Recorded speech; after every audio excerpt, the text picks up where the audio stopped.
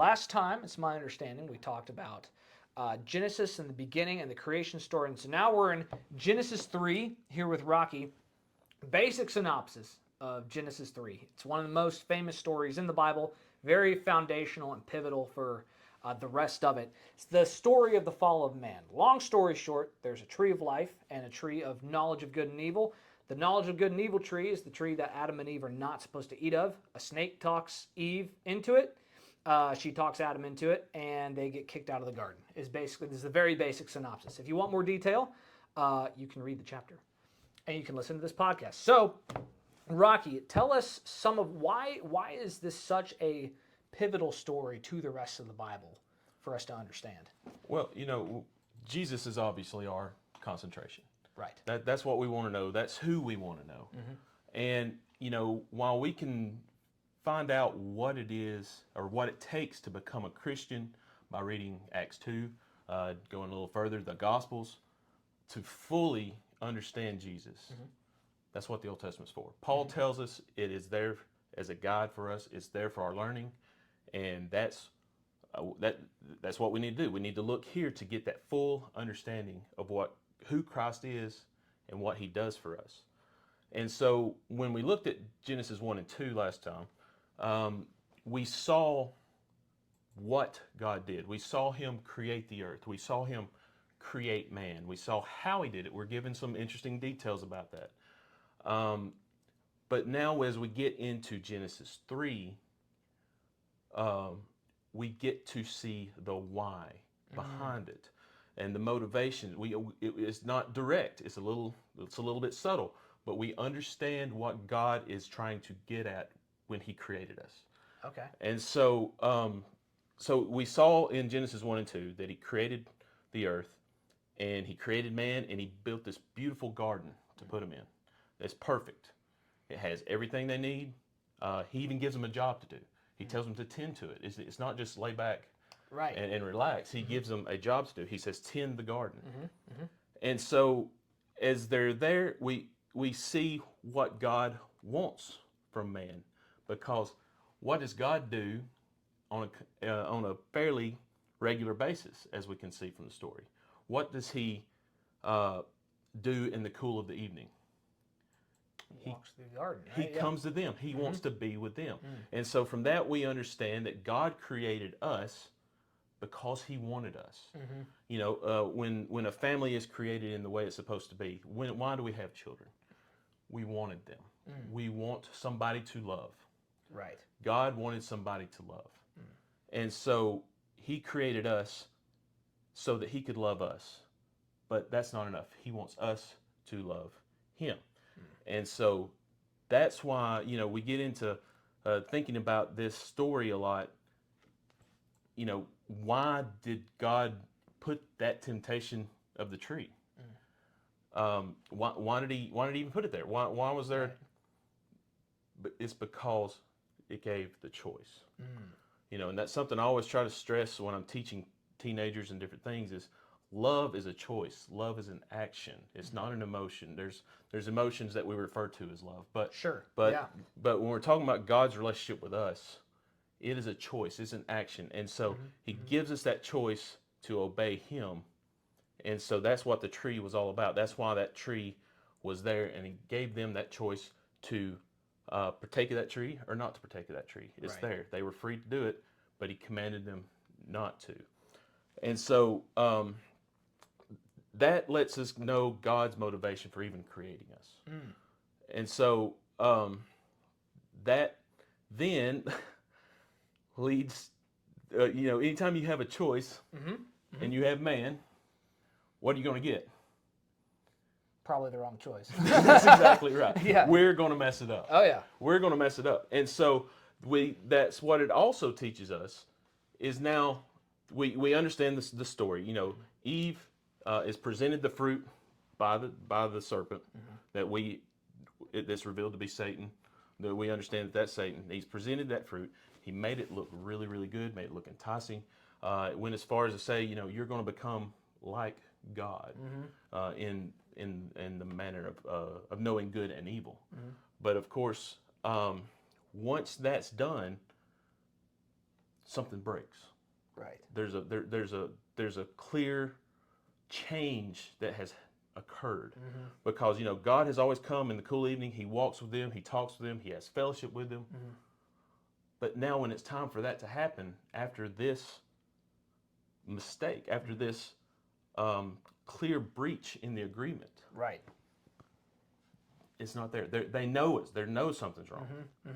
And what did they sense about themselves? That they're naked. They right? noticed the fact that they were naked. That's right. And so as God comes to present himself to them and be with them, what do? They go and hide.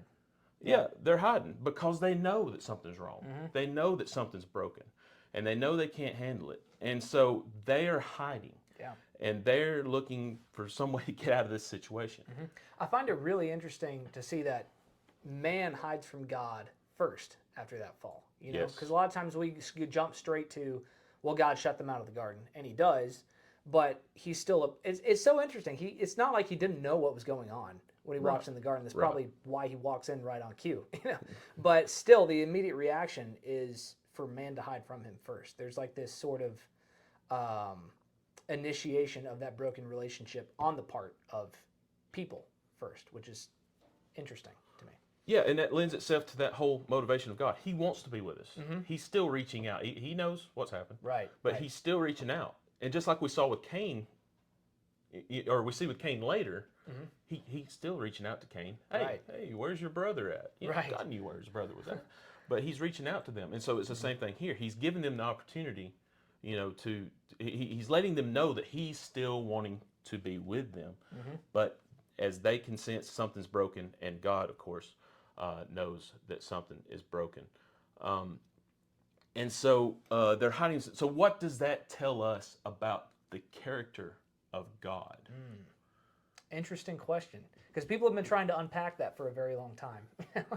And the Bible spends the rest of its time unpacking that. It does. And so, what that lets us know is that God cannot dwell with sin.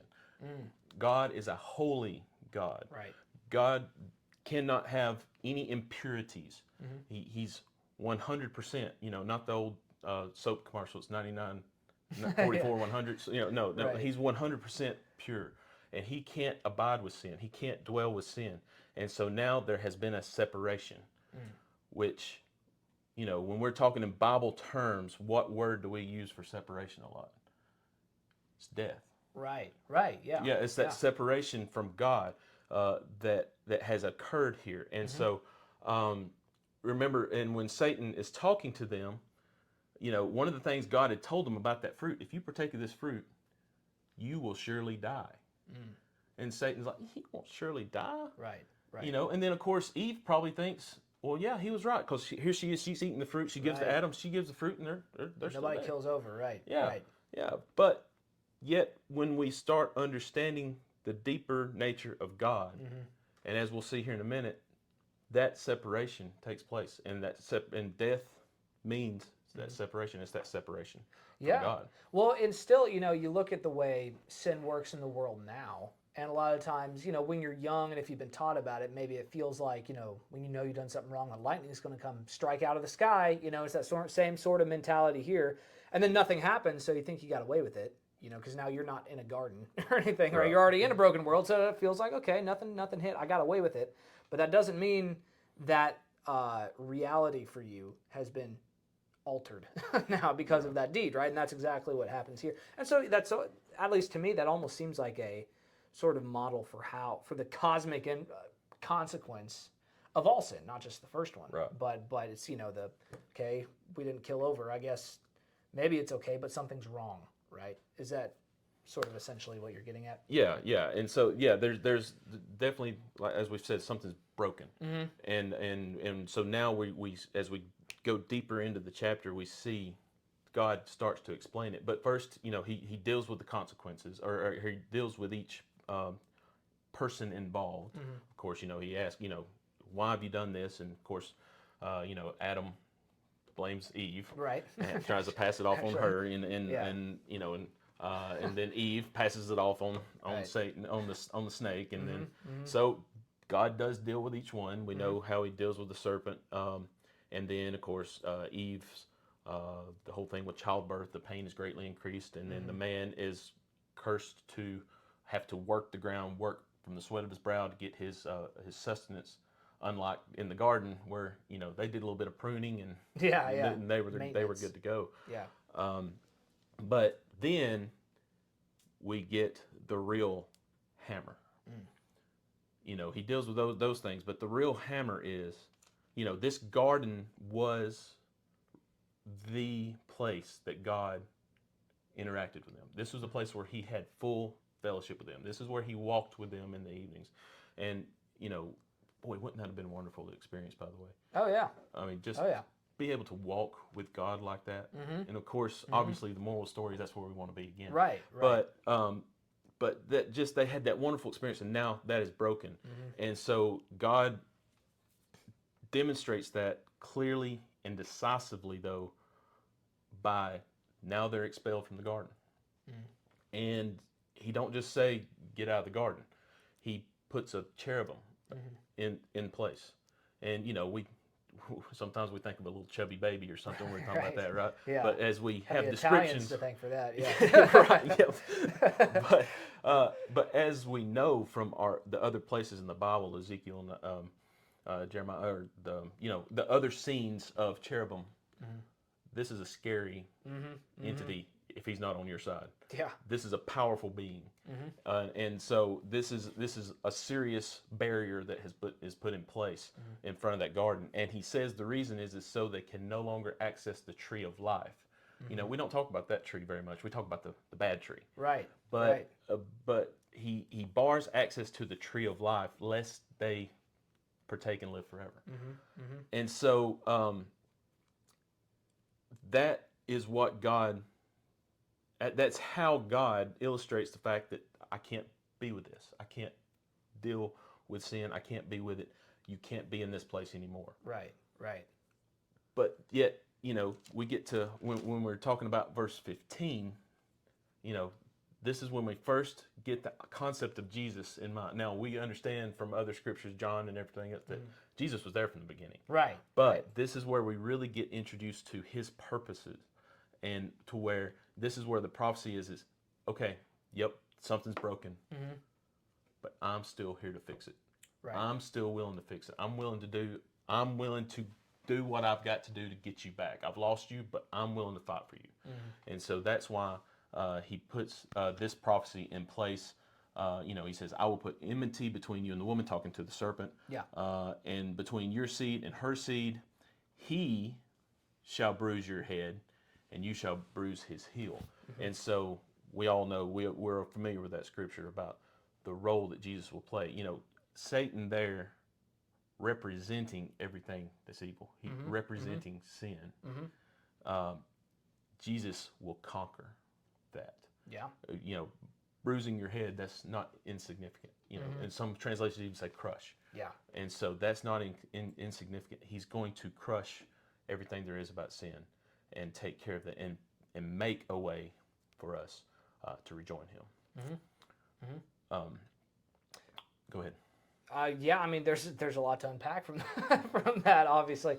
Back to your point about sort of how the fallout of this kind of plays out, right, before this prophecy is given, and you see the reaction of both Adam and Eve, right? I find it really interesting how immediately Adam's called out on his sin, and he tries to blame his wife, right? And then his wife tries to blame, I guess, the overall, maybe, obviously in this case it's Satan, but maybe we could even, just for our own purposes, modern day, blame it on, the evil vices of the world, so to speak. And what do we do today when we get called out? And especially, as men, oftentimes, or something's not going right in our life, either externally or internally, probably more likely internally. And what do we do but often project that onto our wife, right? And if not that, then project it onto, the evil of the world in general, right? And maybe directly Satan, maybe that's a convenient, because we spend a lot of time crafting the image of Satan in ways that the Bible doesn't, right? We've made him into, in fact, and I don't know if I'm stepping on your toes with this, but we've made him even into the ruler of hell in our culture, which the Bible never teaches. He gets cast into the bottom of it, right? Yeah. And Sam, we see here that he's personified as a snake forced to crawl on his belly. That's the role that Satan plays. He's not a ruler. He's the ruler of the world, and that the world is fallen to his level, essentially. But he's no better than what God allows him to be, right? And so I just wonder if that gets right back to this initial kind of set an instinct from the first two people to first blame each other and then blame external evil forces on the world that I wouldn't have responsibility for, right? It's the devil made me do it, sort of a mentality, Yeah, I mean, just accepting responsibility is something that, we try to teach our kids, and, and that's one of the toughest things we can teach them, but it's one of the most valuable, because, if they if they just own up, how much easier could things have been? I'm not saying it would have been perfect by any means, but just owning up to it and just saying, yes, Lord, I sinned. Just like David, once he realized it, yes, Lord, I sinned. There were still consequences, but we saw that David was able to maintain his relationship with God because, being able to own it and being able to fix it from there and things. Absolutely. So there's this prophecy then about crushing the head of Satan. Why is that? I mean, obviously we know that's about Christ. Why do you think God mentions it so early from the beginning? Did he have a plan from the instant this happened? Was it before it happened, do you think? What's going on there? Yeah, I mean, we're told before the foundations of the earth, this was the plan. He knew we'd mess up. When he gave us a choice, he knew we'd mess up.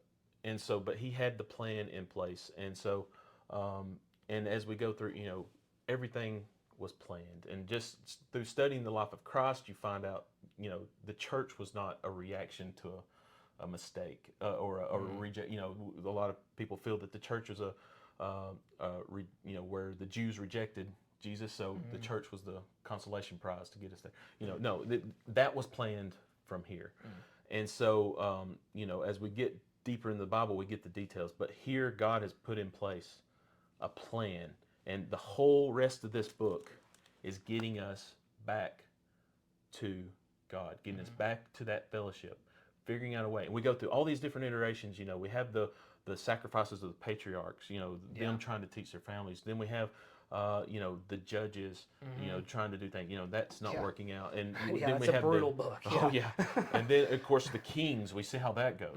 And God told them from the beginning that one wasn't going to work. Right. That's what they wanted to try. And so God is teaching humanity. There's only one way this is going to work. Right. And that's accepting this guy in Genesis 15 as your king, or Genesis 3:15, excuse me. Yeah. And so, so Jesus is the plan. Jesus was there from the beginning. He was the plan. And so we understand that God is just because here they have sinned, they're cast out, but yet we need a justifier. And so I'm sure we'll spend more time on that later. But Romans explains it so well. But the whole point is and when we get to Revelation, here at the end, in 22. Yeah. And then what did we say that verse was? 22:14. Yes. Yeah. And blessed are those who do his commandment, that they may have the right to the tree of life. Now remember that tree of life? It was barred. Yeah. But here we are at the end. The story of Revelation. God wins. Yeah. Jesus wins.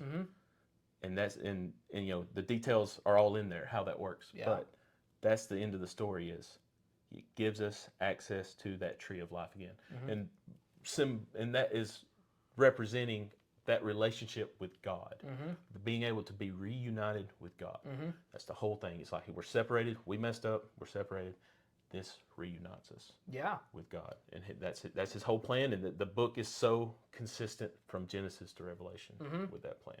Yeah, well, you can even see, and as brutal as a lot of the prophets are, because it's a terrible time of history that most of them were living through for Israel, either because they were about to go into captivity and they were, at their some of their moral lowest points, or they were already in the middle of getting taken into captivity. But you still, throughout all of those sort of judgmental passages in between, you have what's clearly a longing from God to be reunited with his people, right? And you hear the same sort of things from Jesus too, even when he says, Jerusalem, I would have taken you in like a hen covers her chicks, right? There's this sort of, and I mean, again, that kind of gets back to the initial reaction where we fall short And then what do we do first? But we hide ourselves from God the minute we hear him coming, right? And it just is kind of telling of how our relationship with God tends to fall. Because a lot, like you said, often, or I guess, I forget if you said this or Leon said it tonight, in the First Peter class, but how often people suffer, often unjustly, but sometimes it's because they set themselves up for it, right? And we all have, we've all been on both sides of that coin, I think, in different parts of our lives. And so there's this sort of element here where, we can try to blame each other or the forces of the world, or even sometimes we try to blame God for the way things are. You look at the way most things go so badly haywire in Judges or in the Kings or in a lot of parts of the New Testament and some of what Revelation describes. It's man hiding from God all over again. And and if we did that while we were in the garden with the tree of life still right there, how much more so would we do it outside of it, right? And people may have some more, like you said, people may have some moral qualms with God putting that temptation there in the first place. But what I think it goes to show, and I think this is what you're getting at, is that for God to create good things, having good inherently comes with the potential for evil, right? And we see that even in our own nature as humans, right? And in the things we're capable of, often within the same person. You see this in David, right? David has heights at the very top, man after God's own heart, and lows at the very low where he's murdering his best friend for his wife, right? And you see that in both directions. And so you can see how, especially knowing both potentials, how much God hates sin to that extent, as we should, right? But still at the same time has that longing to get us back into that relationship with him, to make us more like him, right? C.S. Lewis, I remember, had this comparison of how that works that has always stuck with me, where he said, in the same way, when we take animals into our own home, they suddenly start to adopt some of our own traits, right? Dogs suddenly start to act slightly more human, right? They're not human, but slightly more. That's almost sort of how our relationship with God works. It's where he's just trying to, and of course, we're much less trainable than dogs are, right? But there's such that longing to just inch us back closer to him, and that's the ultimate goal. That's the end game here. Is that tree of life? And so I think you're and the exactly free right. and the free will's the key. Because, and that's where the free will's the key, because otherwise we're just robots. Right. Exactly. We have to choose him. We have to choose to want to come to him, and that's what he's desiring throughout this entire book. Right. Yeah. Very good. So, I think that's what we have time for tonight. We're going to see more of these stories as we continue through. We'll be talking about Abraham. We'll be talking about Isaac and Jacob and Joseph, and we'll see God's love and desire through those stories.